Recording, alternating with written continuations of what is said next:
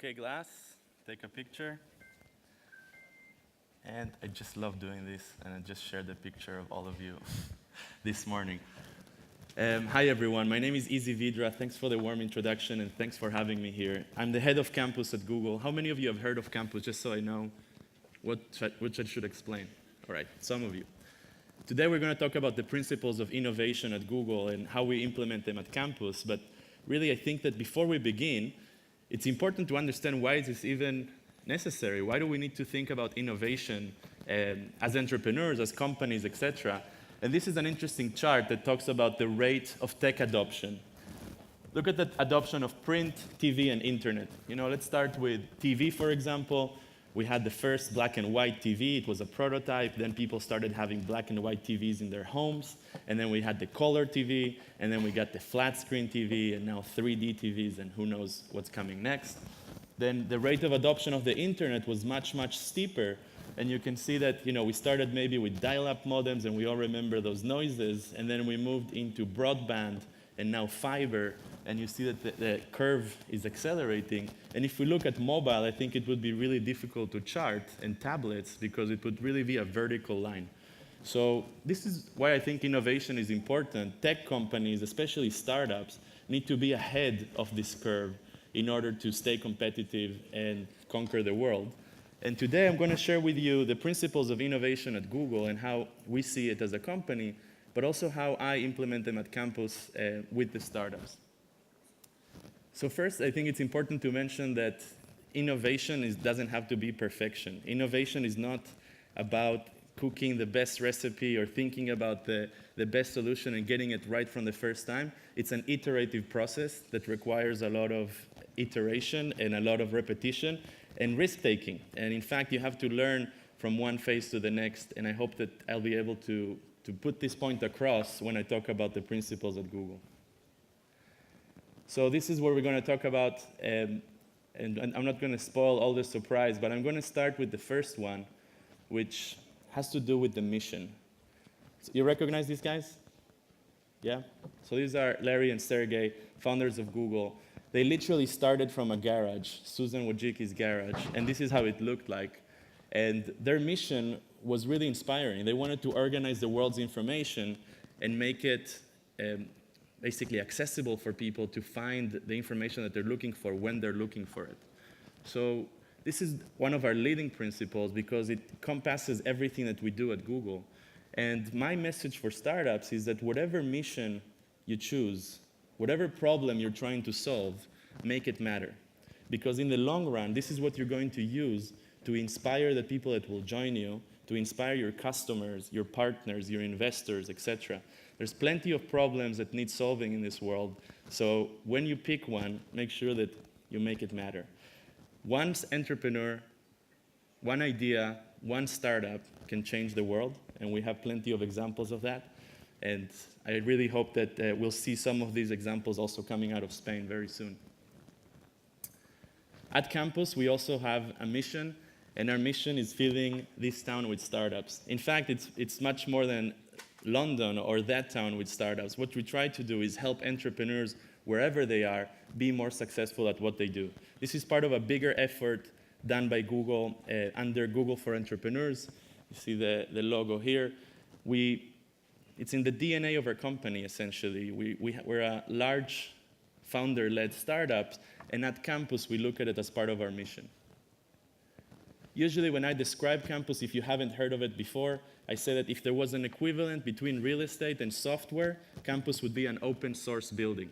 It's like a different concept, but imagine a physical operating system for entrepreneurs where Google provides the operating system, physical space, mentorship, and support, and we work with multiple partners that power the apps. If you have a phone and all the apps were Google's, it would be kind of boring. So these are really exciting apps. We work with co-working spaces, with accelerators, and with other partners that are dedicated into fostering the startup community and helping entrepreneurs succeed. So now that we have a mission and you know what problem we're solving, we start going into what are the principles that you should follow in order to be successful. And the first one at Google is focus on the user. How many of you recognize this old page? This is from the Google homepage from 1998. I remember it like this from a long time ago. I remember how exciting it was to put a query into the search box and see that results had come up. Google's only 15 years old, but this principle has been kept all these years. So when Larry and Sergey started the company, it was very tempting to essentially make money from day one by changing the ranking of the results according to who's willing to pay. But that wouldn't be fair for the user, and without this principle, it would have been very easy to get lost into the decisions that were made along the way. So focusing on the user of the problem that you're trying to solve, the person that you want to embrace your solution, is really, really important. At Campus, we do it in many ways, but first I want to show you an example of how we focus on the user by creating features and products that our users love. If we can play the video on the top left corner, please.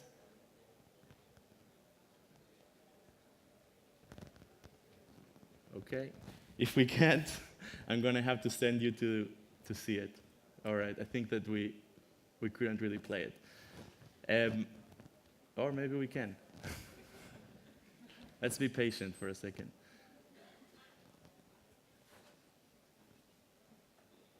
If you click on the left corner, top left corner, it should play the video. All right. Go to YouTube and search for Google Face Unlock, and you'll see what I'm talking about. So at Campus, we focus on our users all the time, and it comes to life not only in the programs that we operate, but also in the physical environment at Campus. So this is the message board. It's a picture I took about a week ago, and it looks like this all the time. We empty the message board once a week. We take all these posts, all these papers out, and 48 hours later, it looks like this again. So really focusing on the user has to do with everything that you do in your company. It has to do with the way that you communicate. It has to do with the way that you talk to your users. It has to do with the way that you sell your products. And one pro tip that I have here for entrepreneurs in the room is get involved in the startup community. It's going to be very hard to focus on your user if you're trying to do it from your dorm room, or if you're thinking that you're creating the most amazing solution without really talking to users before you launch. How do we help startups at Campus? Well, we do it in many ways. We focus on the user by offering them mentorship, support, education, inspiration. This is just a little chart of questions that we asked startups at Campus. With more than 2,000 respondents told us, why do they use Campus? Why do they come to Campus the most? But what they tell us is that they feel like at Campus they can get things done, which is really interesting, because in the cafe, for example, which I'll tell you a little bit more about later, we have lots of people every day. It's full every day, and it can be a very noisy place, but people still feel like they can get more done in that environment when they are surrounded by the startup community than they can in their own dorm room, or let's say in an office by themselves where they're not talking to anyone. Another way that we do it is by partnering with multiple universities and corporate partners to provide an educational program called Campus EDU that gives entrepreneurs mentorship one-on-one every week, inspirational speakers, people like Eric Schmidt, Guy Kawasaki, Jimmy Wells, that are coming to Campus to share their wisdom and answer questions for entrepreneurs. And finally, we have classes where once a month we provide a learning day, trying to give entrepreneurs the skills that they need when they need them. So focusing on the user will make you successful. The next principle is one of my favorites, because I believe that it's really the seed of any entrepreneur. You have to think big, no doubt, but you also have to start small. And what do I mean by that? When Google Maps started, it was a really ambitious project for Google. It's very expensive to do maps. I used to run a maps product for a different company I work for. Used to write the checks. It's a very expensive product. It's very hard to make money with maps, but it's also a very valid problem to solve for users. People need to know where they're going. They want to know directions, etc. So when Google started with maps, they just simply started with getting a great mapping product. Show me what the streets are, show me where to get there. And then users started demanding more functionality. Okay, great, now we have a map. Can I get directions? So we continued with directions, and then directions became walking directions and cycling directions. And then came navigation. And then navigation became street view. And then we have self-driving cars. So what am I saying? Google always had the big vision, like we can do a lot with maps. We can organize the physical information in the world and the geographical information in the world, but we have to start from somewhere. So think big, start small. In startups, this is also very common. How many of you are familiar with the lean startup methodology or lean startup in general? Okay, I see a lot of hands, that's good. Lean startup says that most products fail not because they fail to develop their product, but because they fail to develop their market. So you don't have to come up with the perfect solution from day one and have this donut with all the chocolate chips and all the nice garnishes on top. You have to start with a minimum viable product. What's the cheapest, fastest way to test this idea?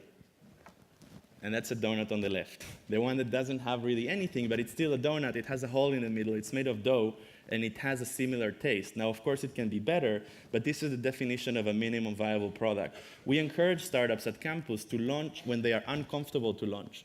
You don't have to get your product perfect. You have to get something out there that will give you an indication if you're going in the right way, so you don't spend valuable time and limited resources into developing something that no one really wants.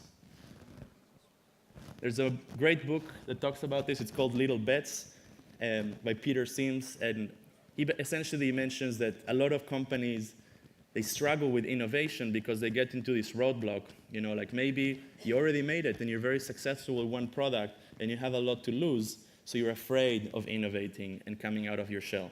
Or maybe it's really that you feel like it's going to cost a lot of money to create something that's revolutionary, although I can tell you, in these days, with open source and cloud technology, it's really not the case.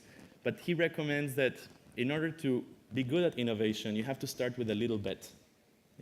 Just think about something that's encapsulated in time, encapsulated in cost. Think about this prototype of minimum viable product and get it out there as soon as you can to get as much feedback as you can. And then in the background, work very, very hard to improve this prototype constantly. So it's always the next version of the minimum viable product. Someone told me that a good startups is like a duck on the water. On the surface, they look very calm, but under the water, they're paddling very fast. That's what you need to aspire to do. The next principle is really an operating mode for the company, and you can see it in many things that Google does, and that's that we believe that open will win. And what do I mean by that? In the past, we've seen a lot of closed systems, right? A company would put a product out there, let's say an operating system that we all used, and they hold the keys to innovation, right? If you want a feature in the operating system, you hope that the guys in that company think about that feature and make it happen because, it solves such a big problem for you. However, Google believes that really openness is the key for innovation. We can hire the best engineers in the world, but it's still not going to tap into all the brains in the world and into the power of the users. Do you recognize the logos on this slide? All right, so one of them is Android, and the one on the right is Chromium, which is the operating system and browser, which is completely open source. Anyone can take these platforms, make them their own, and launch it in their own product without asking for any sort of permission. And in startups and at campus, we really understand this principle and we embed it in the physical environment as well. This is the picture of the cafe at campus, which is pretty representative because it's always full. And any entrepreneur can sign up to work from campus, from the cafe. We don't check your laptop. We don't check your app. If you tell me that you're an entrepreneur, you're welcome. And this is part of this openness mentality and environment. And same goes for the mentorship sessions. We had a goal of 500 mentorship sessions this year. We're already at 750, trending to 1,000. And that's because we're open. We want to help everyone that needs help get answers to those questions, get feedback on the way that they're going, and even just provide like a friendly support to commiserate on the challenges that the startup is facing. So if you embrace open, I think that your customers will embrace you as well. Of course, startups understand this very well. The entrepreneurs and the techies in the room will recognize some of these logos. And for the people that are not techies, I will only say these are open source platforms that today reduce the barriers to entry for any entrepreneur that wants to do anything technological. They don't have to start from scratch. 10 years ago, if you wanted to launch an e-commerce startup, it would take a lot of time and money to be able to get the servers, hire coders that can develop a system that's tailored to your needs, get the payment right, cross-border. Forget about it. That was a lot of money, and it required permission, usually from West Coast VCs, in order to innovate. Today, any kid, and I've seen literally kids at campus, can launch a business in an e-commerce platform in less than 24 hours, and then immediately address a global market. And guess what? They don't need servers because there's cloud infrastructure that scales with them as they grow. And they don't need to reinvent the wheel because there's already all these platforms. So all they can do is even tap into the rest of the community who's developing plugins and additional functionality to help them make their product better. The next principle has to do with where ideas come from. And this is an actual picture of a whiteboard at Google. It looks a little bit complex, but the story here is that engineers would leave a problem on a whiteboard on a Tuesday, and then they would come back on Thursday and see that someone else solved their problem on the whiteboard. It's pretty cool, right? It's because we really believe in our DNA that ideas can come from anywhere. This is an internal system we have that enables people to submit ideas and get them ranked and get them feedback. And I'll tell you a personal story here. My background is product management. And when I joined Google, I actually joined in a different capacity in strategic partnerships. I finished business school, and I thought, enough with product. I want to do strategic partnerships. I want to do business. And then I came to Google, and what can you do? You can't really turn off the product manager brain. So once a week, I would go and submit an idea to this board. And then I had different product ideas, feature ideas, etc. And then a few weeks later, the lawyers came to me and said, like, hey, we read some of your ideas. These are fantastic. We want to patent them. So now I went and wrote 3 patents. Although I had nothing to do with product at Google, I was doing strategic partnerships, but ideas can come from everywhere. These are just posters of internal ideas competition which we have at Google to foster innovation. Ideas come from anywhere, but sometimes they need encouragement. So once a month, once a quarter, we would hold a competition in a local office. It's celebrated with tacos, burritos, with drinks, beers. There's usually a small prize, and engineers dedicate some of their time into thinking about crazy ideas. There's also a 20% time. Sorry, the animation, I think, was broken here because of moving from Keynote to PowerPoint. But 20% time, ironically, sometimes can feel like it's 120% time.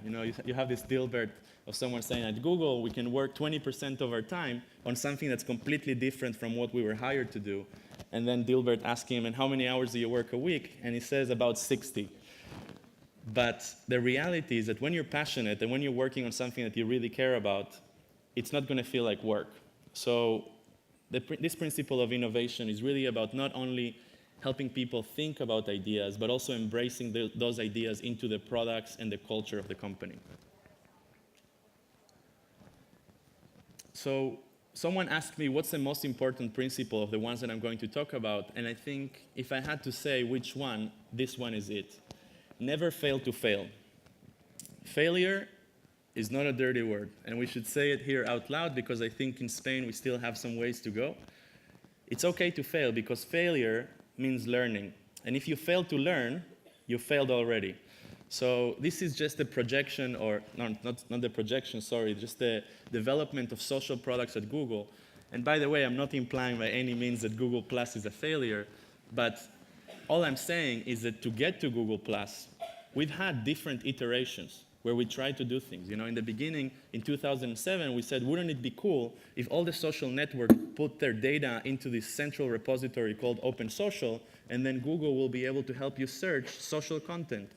Well, it didn't work. Not everyone wanted to play, and some companies wanted to stay a closed garden. So then in 2009, Google launched Wave, which was supposed to be a revolutionary product that helps you connect social with IM, with email, with chat, with everything that you can think about. But they failed to recognize the principle of focusing on the user because it was too complicated. It was great for engineers, but it wasn't good for my mom. So it didn't get the adoption that they were hoping for. So in 2010 came and Google launched Buzz, Google understood, okay, now we know we can't use this open social approach. We have to think about their basic users, so let's make something that's really simple and put it out there.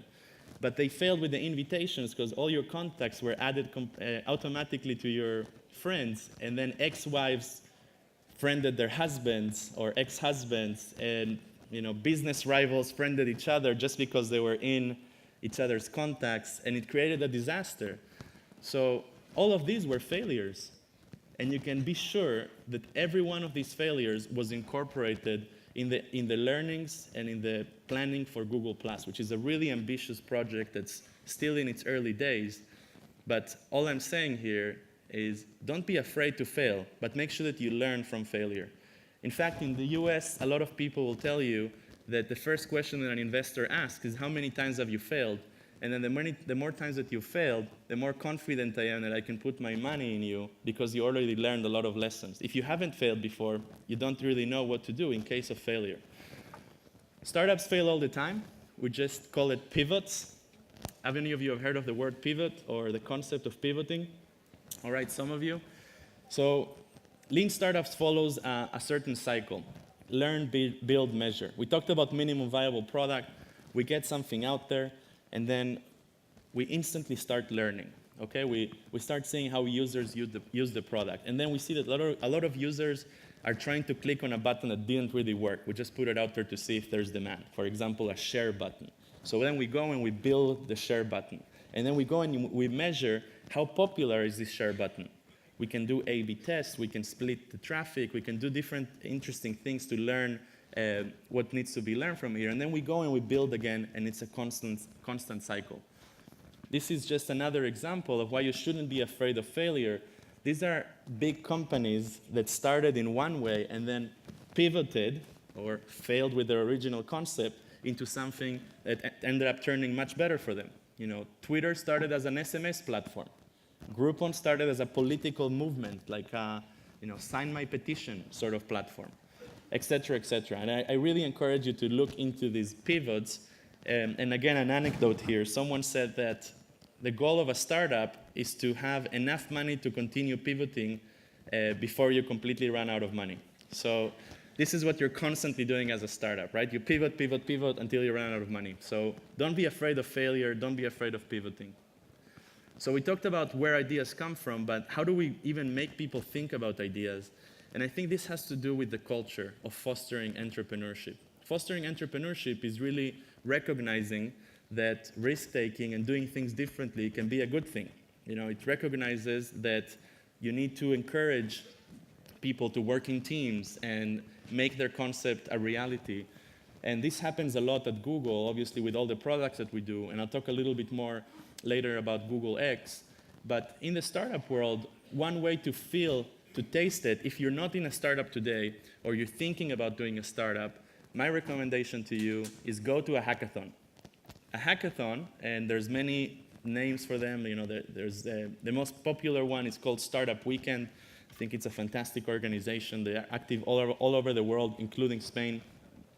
Hackathon is like an idea celebration, idea competition, where a bunch of strangers go into a room, and then some of them pitch their ideas on stage, and then they divide themselves into teams, self-organized, and then they spend the weekend working on a prototype for this idea.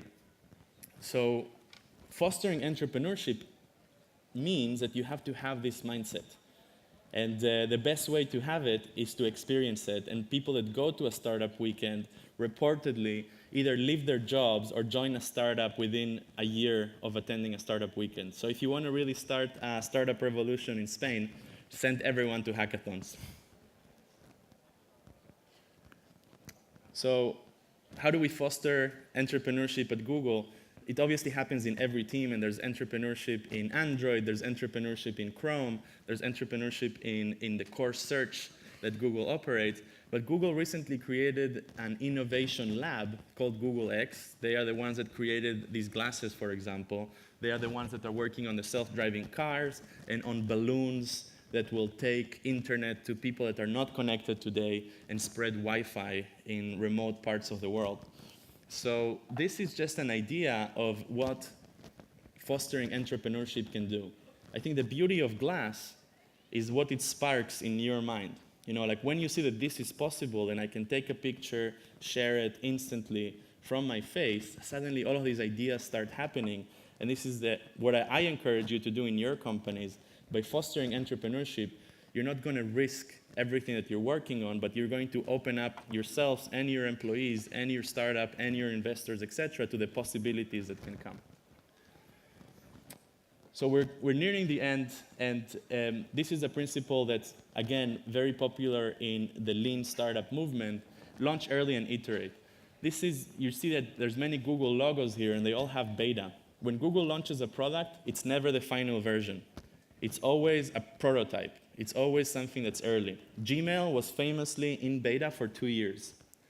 And Gmail, by the way, was a 20% project. Someone dreamed about this product, an engineer that was hired to Google dreamed about this being a reality, and he spent 20% of this time working on this prototype. And today, millions of people around the world use Gmail. But when it was launched, it was just a beta. Of course, startups understand this as well. Anyone familiar with this?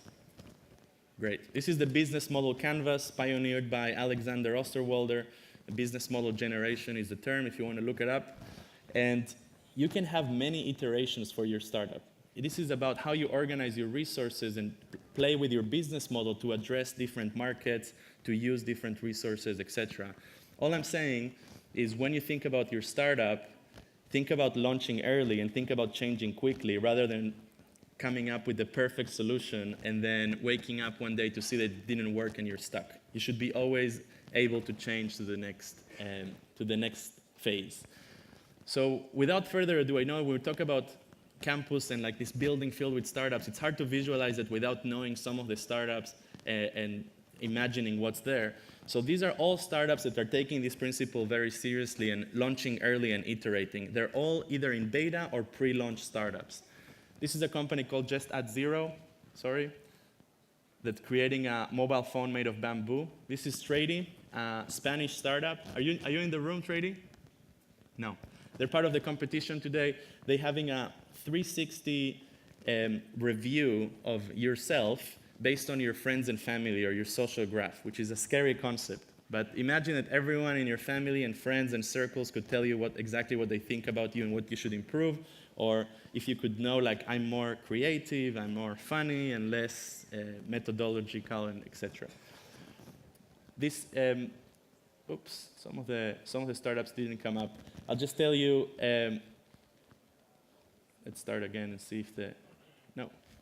There's startups that are trying to put Wi-Fi in black cabs. There are startups that are doing augmented reality on mobile, helping you change the way that you shop for furniture, and so on and so forth. These are all startups that have an idea and are launching early and iterating without nailing it perfectly.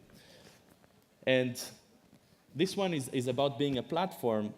When you try to embrace the innovation of the crowd or your users, it's not enough to come up with all the solutions. You need to really help your users or your audience use you.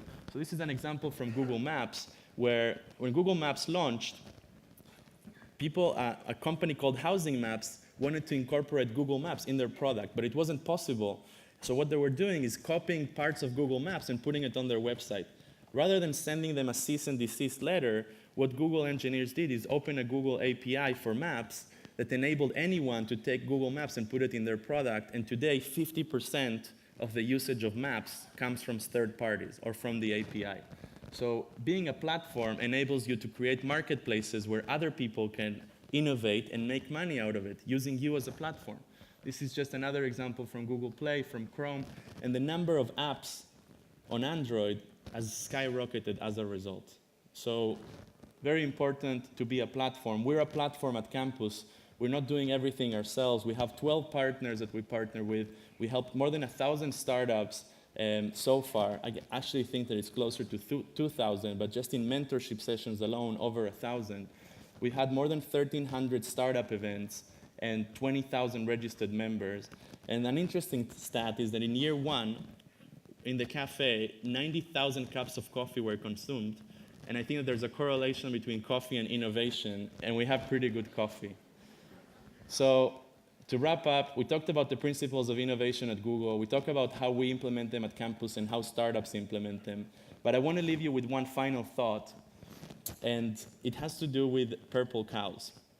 Seth Godin, a marketing guru that wrote many books about marketing, was talking about his experience of driving in the countryside of Switzerland.